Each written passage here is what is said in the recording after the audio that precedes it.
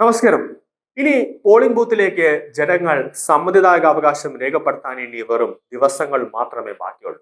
അപ്പോൾ LDFന്റെയും UDFന്റെയും ഏക ലക്ഷ്യമെന്ന് പറയുന്നത് എങ്ങനെയെങ്കിലുമൊക്കെ വോട്ടുകൾ നേടുക, വോട്ട് ബാങ്കിൽ വോട്ട് ബാങ്ക് ഭൂരിപക്ഷത്തിൽ വർദ്ധിപ്പിക്കുക, അധികാരത്തിൽ വരിക എന്നതാണ്.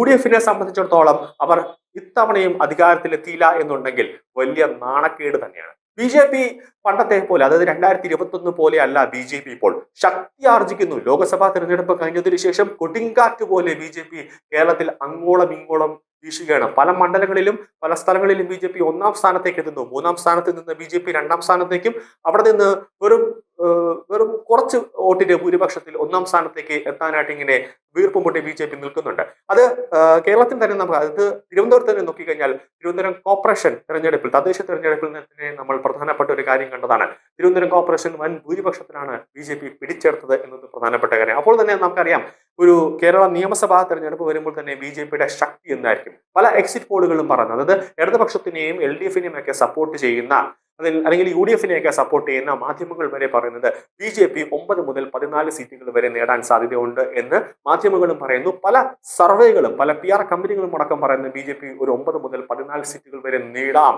ചിലപ്പോൾ BJP തന്നെ പറയും, ഞാൻ ആരുടെ കൂടെ നമ്മൾ ചേർന്ന് ഒരു മന്ത്രിസഭ രൂപീകരിക്കണം എന്നൊക്കെ. അങ്ങനത്തെ ഒരു സാധ്യത വരെ കേരളത്തിൽ എത്തിച്ചേരാനുള്ള ഒരു സാധ്യത ഉണ്ട് എന്നാണ് BJP ഇപ്പോൾ പറയുന്നത്. നിലവിൽ തെരഞ്ഞെടുപ്പിൽ മുന്നിൽ കണ്ടുകൊണ്ട് ഇടത് വലത് മുന്നണികൾ വോട്ട് വാങ്ങാനുള്ള ഒരു വെപ്രാളത്തിലാണ്. അവരിപ്പോൾ ഏത് തീവ്രവാദ സംഘടനയായാലും ശരി തന്നെ, എന്തായാലും ശരി തന്നെ, അവരുമായിട്ട് ഇപ്പോൾ വോട്ട് വാങ്ങാനുള്ള ഒരു നീക്കത്തിലാണ് BJP. നമുക്കറിയാം, SDPI എന്ന് പറയുന്നത് മഹാരാജാസ് കോളേജിലെ വിദ്യാർത്ഥിയായിരുന്ന അഭിമന്യുവിന്റെ നെഞ്ചത്ത് കഠാര കുത്തിക്കയറ്റിയ ഒരു തീവ്രവാദ സംഘടനയാണ് SDPI എന്ന് പറയുന്നത്.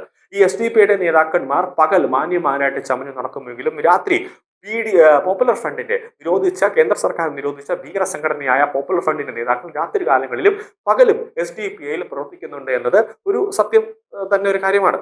നിലവിൽ ഭീകരവാദത്തിന്റെ പ്രഭവ കേന്ദ്രമായ ജമാഅത്ത് ഇസ്ലാമിയുടെ രാഷ്ട്രീയ സംഘടനയായ വെൽഫെയർ പാർട്ടിയുടെ വോട്ടുകളൊക്കെ വാങ്ങാനാണ് LDFും UDFും ഇപ്പോൾ ക്യൂ നിൽക്കുന്നത്.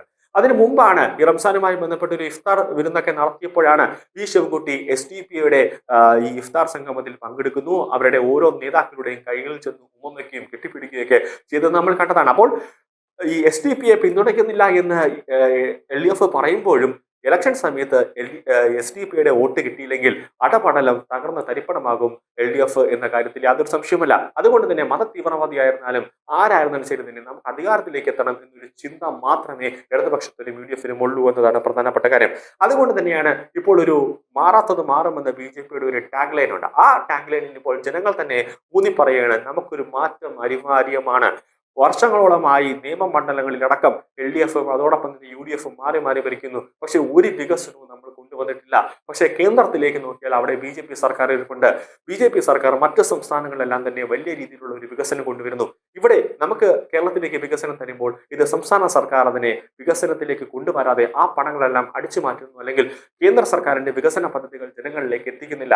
അപ്പോൾ നിയമത്ത് ഒരു വികസനം വേണമെങ്കിൽ രാജീവ് ചന്ദ്രശേഖരനെ വിജയിപ്പിച്ച് വിട്ടാൽ അത് വലിയ രീതിയിൽ ജനങ്ങൾക്ക് തന്നെ ഒരു ഗുണകരമായി മാറുമെന്ന് തന്നെയാണ് ജനങ്ങൾ പറഞ്ഞത്. അപ്പോൾ ഈ വരുന്ന തെരഞ്ഞെടുപ്പിൽ ശിവൻകുട്ടി വീട്ടിലിരിക്കും എന്നാണ് ജനങ്ങൾ തന്നെ പറയുന്നത്. കാരണം അദ്ദേഹത്തിന് പ്രായം കുറെയായി, നടക്കണമെങ്കിൽ ആരുടെയെങ്കിലും ഒക്കെ സഹായം വേണം.